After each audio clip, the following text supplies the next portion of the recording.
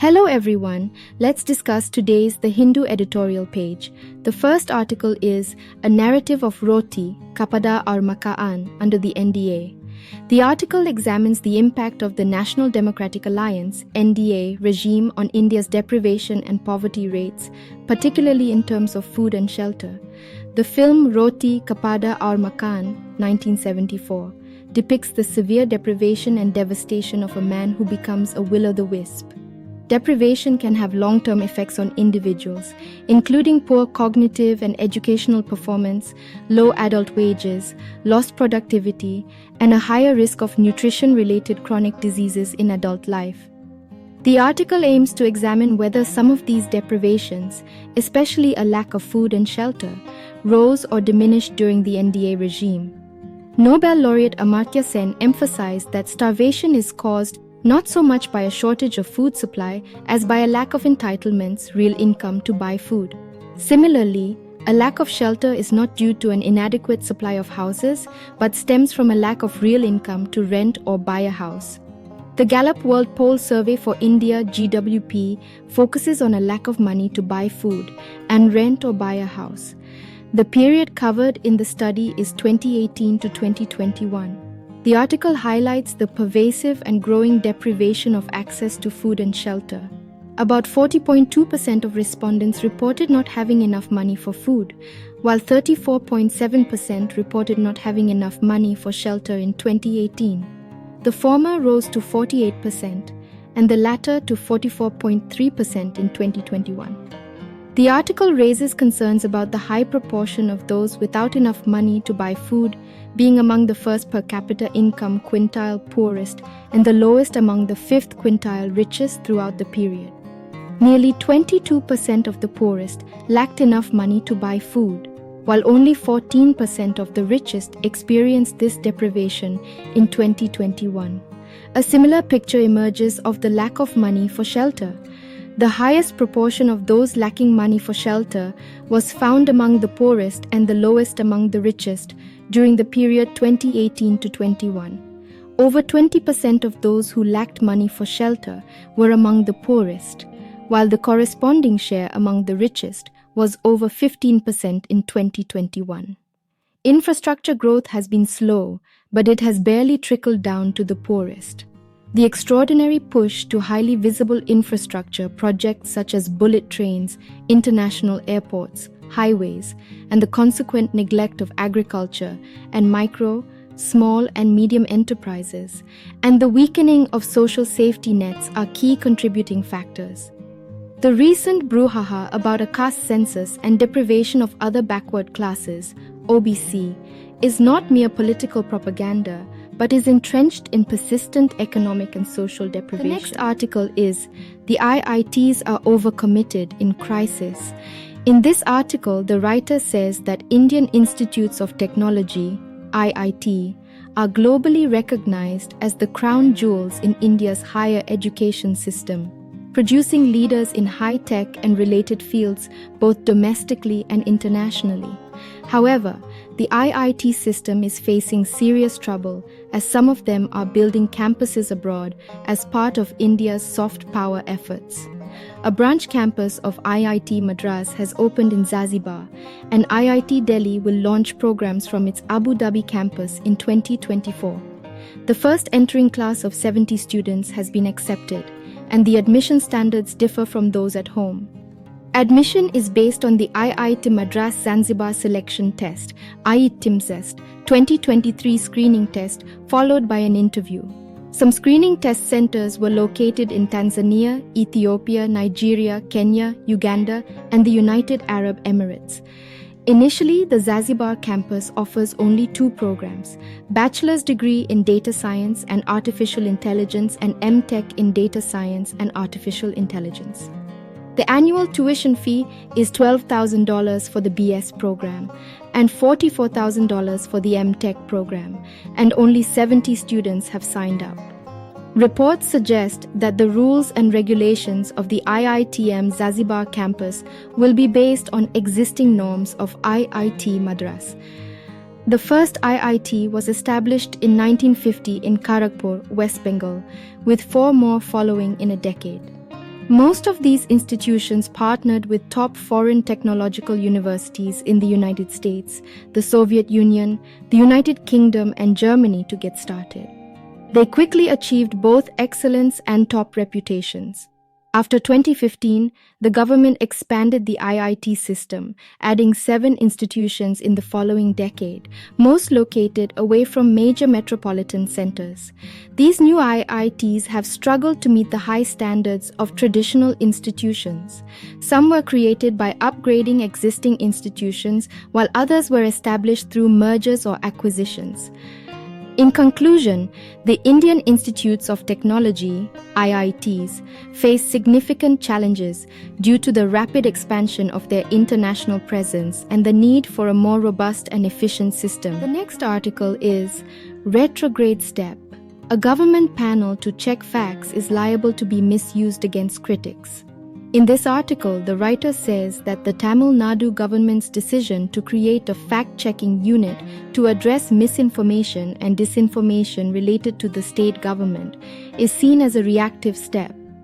This follows a similar move by the Karnataka government. However, for governments to consider themselves or units as the adjudicators of what is false is problematic. The move must be seen alongside the centre's notification of the IT rules earlier this year, which amended the Information Technology Rules 2021 and allowed the Ministry of Electronics and IT to appoint a similar fact-checking unit.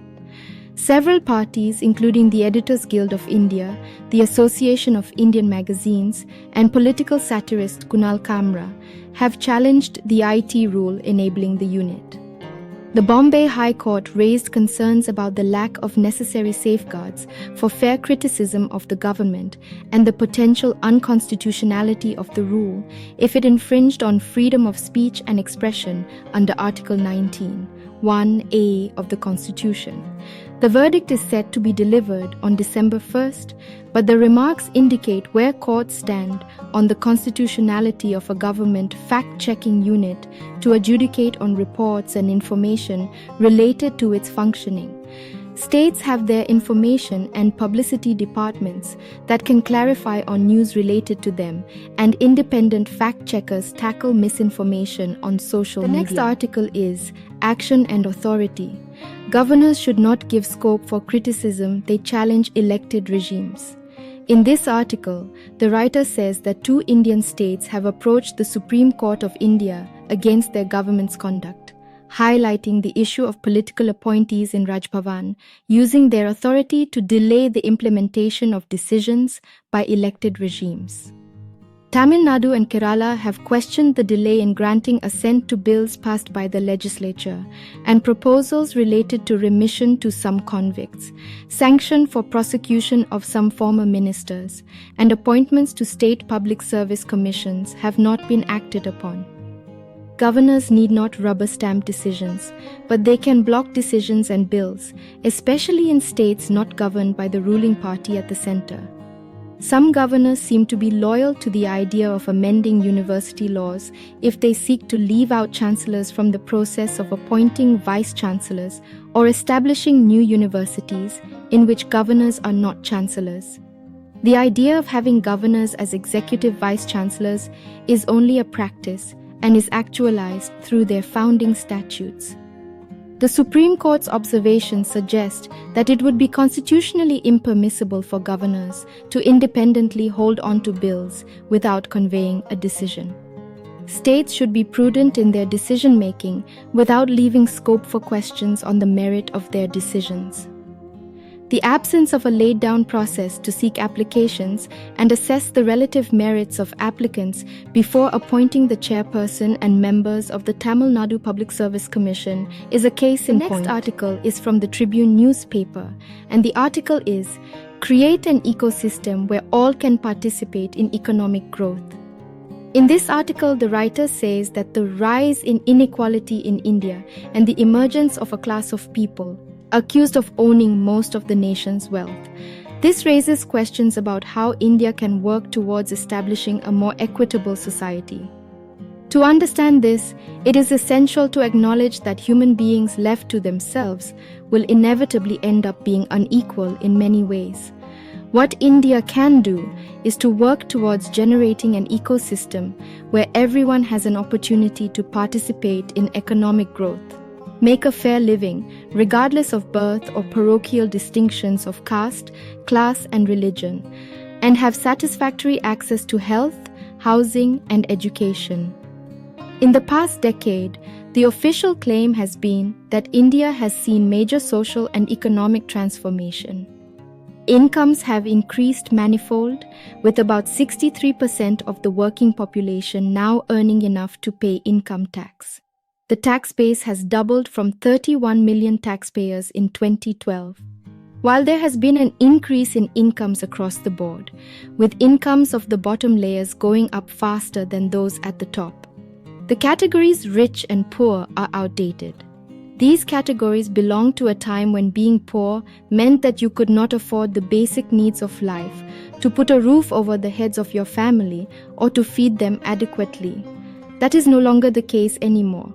Only about 1% of Indians are now so poor as to not have the basic necessities. At the same time, only 12% of working adults in India are paying taxes. Of those who earn enough to be able to pay taxes, some 37.2 million, roughly 60% of the total taxpayers, earn incomes ranging from Rs 37,500 to Rs 4,000,000 per month.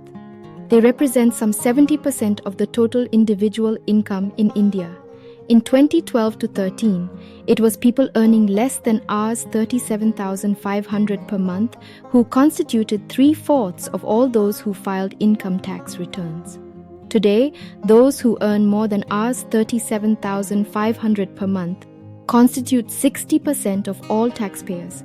The greatest increase has happened in the earnings of those in the income bracket of Rs 45,000 to Rs 80,000 per month. Those who earned in crores are so few that they do not matter much. In 2012, about 200 people reported earning more than Rs 2 crore per month. In 2021, their number had gone up more than 4 times to 887 people with a share in income of 1.5%. Only 0.2% of their income came from interest and just 0.66% from house property. The important point in moving forward is to enable the entire working population to earn enough to be able to pay taxes and lead comfortable, dignified lives. With a working population of approximately 520 million people, India has 13 times the number in the UK and 5 times that in Japan. The difference is that in those countries, the majority of the working population earns enough to be able to pay tax to support the creation of services for everyone.